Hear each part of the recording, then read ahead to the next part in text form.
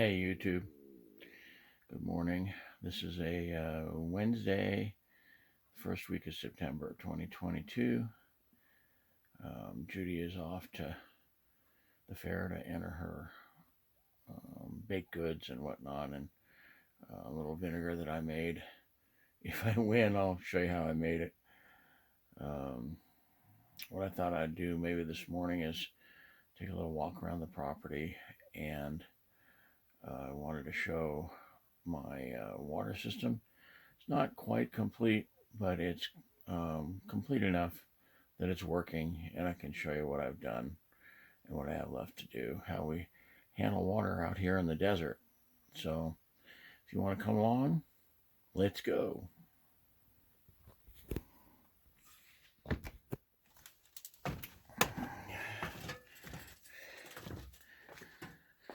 Just wander around a little bit and show you some stuff. Oops. So our garden is kind of outgrown the shade house, and we're trying to get some things to fruit. Like that pumpkin has just never done anything, and we moved it out here, and you can see a lot of the leaves have died now. But if you look, you can see we have new growth down there, and it's growing into the setting new roots in the ground. And so we'll see how that goes. Sweet potatoes, oh God, they just love it. No matter where we put it, they are growing like weeds.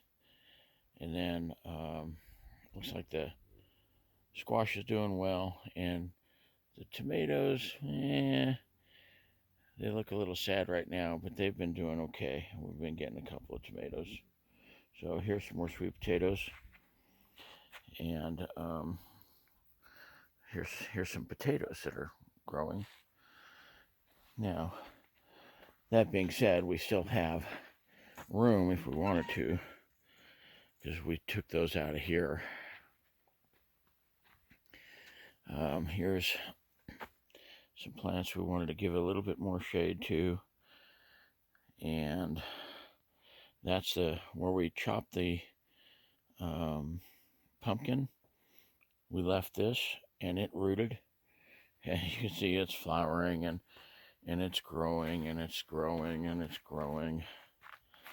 And you can see this side here is just full of plants. I mean, we had such a hard time getting things going, and now things have just absolutely taken off, which is awesome. That's tipping over. We've got some pickles, and there's some tomatoes. We planted some apple and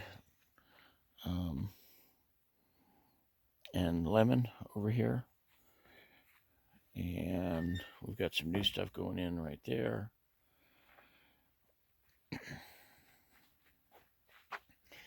These are awesome. These are our little creamer. We have creamer in the morning, and instead of throwing those into the landfill, we're reusing those for little mini greenhouses, and to protect young plants against bugs and animals that want to eat it. Here's an early shot at one of our differences. Our water is now under pressure going out into the greenhouse. I just need to attach that. Actually, I'm probably going to change that to a frost-free faucet. So this area out here, I think I've mentioned before, is going to be a garden area. Of course, we have to keep our driveway, but about where that post is, it's going to come out and go over to the greenhouse over there. The old fridge out there is going to turn into a raised bed. We're thinking about it. We know somebody has done that, and it's like, instead of going to the landfill, we flip that on its back and we fill it full of compost and drill some drain holes, and we have free raised beds. So over here is the truck. I wanted to show you this. This is how I get water. I'll do a video one day on going to town to get water. There's my little valves down there and my hose. And of course you can see it's opaque, so it could get algae in it. But let me show you that green thing right there. If I'm going to maintain water in this tote, that goes over the top of it. It's like a tarp, but it's actually shaped for these totes, and it keeps the algae out. So what I do is I go to town, excuse me, and I get water. I'm paying a penny a gallon when you buy in bulk, 100 gallons or more. I usually give them $3, and I get 275 gallons because that's the size of the tote. And then we buy filtered water from the same place at 5 gallons for $1, and that's what we use for drinking. Although I've drank this, is fine. You may have seen the truck up there before. I'll park it there later. That gives me gravity feed temporarily down here to the water tank so that I can drain that tote. The last time we talked anything about water, I was putting it into the tank over there. And that tank is full in case we ever run out, but there's no need to now because we have a pressurized system. Just show you real quick. I'm breaking my foot here. Judy's work on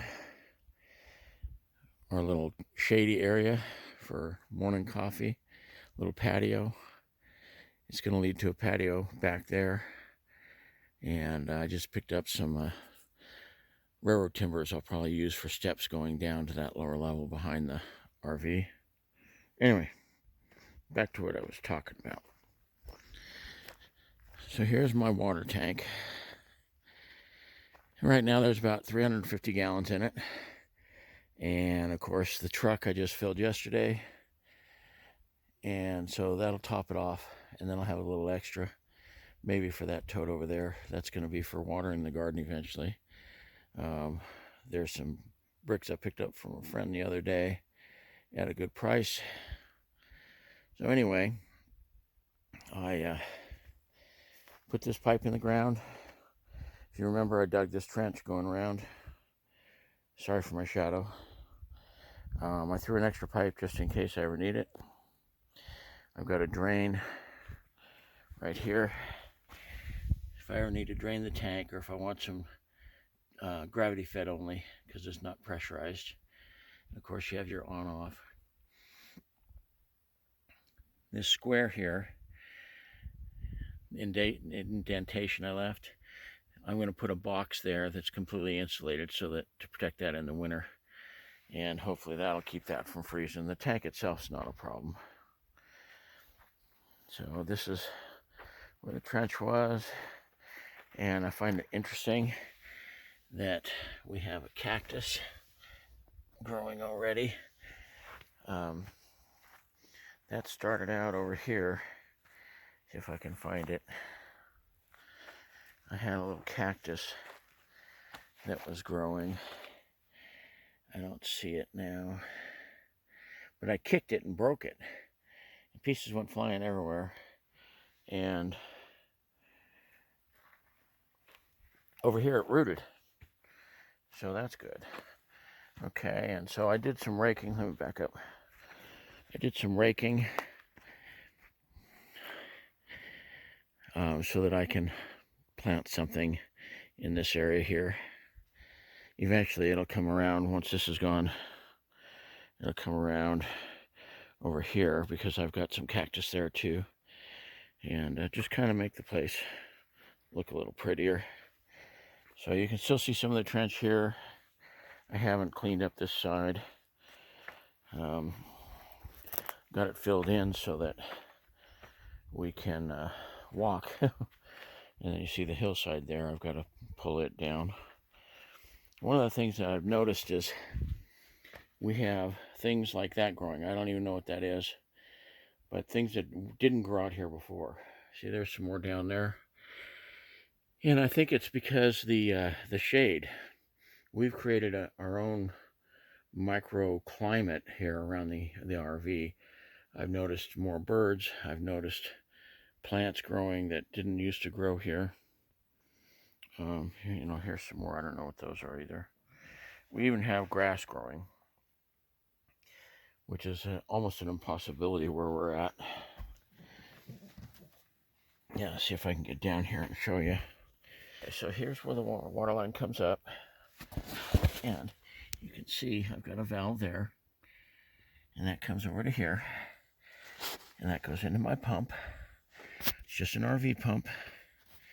The extra cables here, this is for my macerator.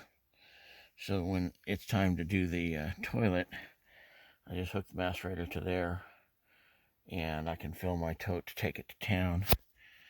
I want to put an on-off switch up on the side, up here somewhere for the pump. But for right now, I'm using this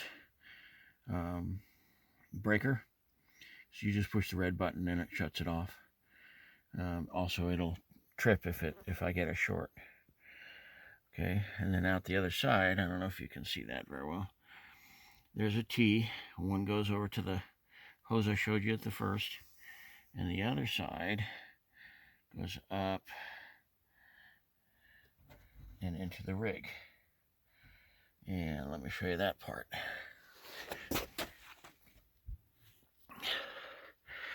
Okay, so it's right here. There's the macerator, by the way. And the hole was already there. I took the carpet out because there had been a leak dripping for some time, and I finally figured it out. It was this line here that's disconnected. That's my pressurized line coming from the back of the RV, and I don't need it right now. And so I disconnected it, and that stopped the leak. And what I did is I brought this up and I connected it right into the same spot as the city system was. So it goes up into the filter and on out the lack of filter. I've got filters in here, and there's my wrench. So I'll take care of that here pretty quick. And it also comes down here and back into this system in case I need. That's the way it was. I changed that out because it was leaking too. So, and this is my existing pump. If I turn that on, it will suck water out of the tank. That's what that third line is down there. And the other line is just this open end, and that's for if you're going to winterize. So that's my system. Simple. The RV pump was not expensive to buy. I think maybe $100, I don't know.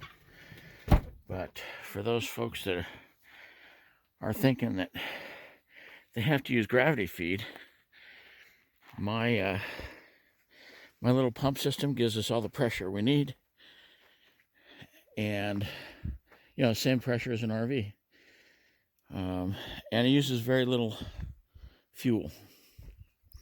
Here's another cactus. It's growing back here. We're going to try to save that when we do the patio back here.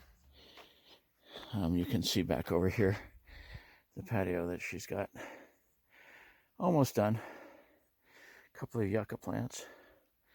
And try to keep them. Our wash, I want to eventually put a little bridge across here. Not that we need it. Supposedly record rains this year, and this never had more than a puddle in it. It never was flowing. So then back around this side. Once the, there's a good shot of the pickle. We're letting that one go to seed. Anything else we'll pick. We've got one or two in the house right now. And we eat daily off of the greens that are in this greenhouse. Judy's going to do a video about sweet potatoes. We found out some information about them, and they're pretty close to a perfect food. You can see our corn has got its silk. It's doing nicely now that it's out here. It was a little shocky when we moved it out here from inside the shade house, but it looks like it's doing good now. You know, it's just in a bag. Because of our beliefs, we did not plant anything in the ground. Israel is letting their land rest. That year is coming to a close here in another month or so, so we'll be able to start working the ground.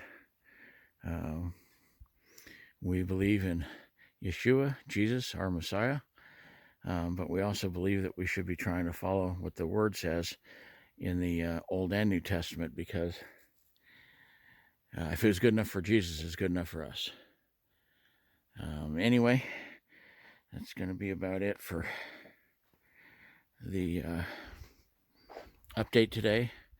I don't know if I mentioned that I added a third panel out there. And you see how they're turned. I've got the solar panels turned because my charge controller can't handle 3 panels. It would shut down and at 100 volts. And the 3 of those fully operational would be about 110. So by turning them like that, the highest I've seen is 88 volts. And it gives me early morning. I get early access to some power. And in the later in the day, that panel over there loses its power, but this one's picking up its power. So I end up at the end of the day with more power overall. And we need it because we're trying to run a freezer and TVs and everything else. So have a great day. I wanted to shout out to Kevin over at Killian Off Grid. I think that's the name of it. I'll put a link in my description. I met him at the farmer's market yesterday. Nice fella. And hope to see him again. There's a lot of us around here, small creators. And we all need some of your love too. We do have a wish list, but we're not going to harp on that. It's over at Amazon. I'll have that link in the description too. Thanks for your patience and time this morning, and we'll talk to you later.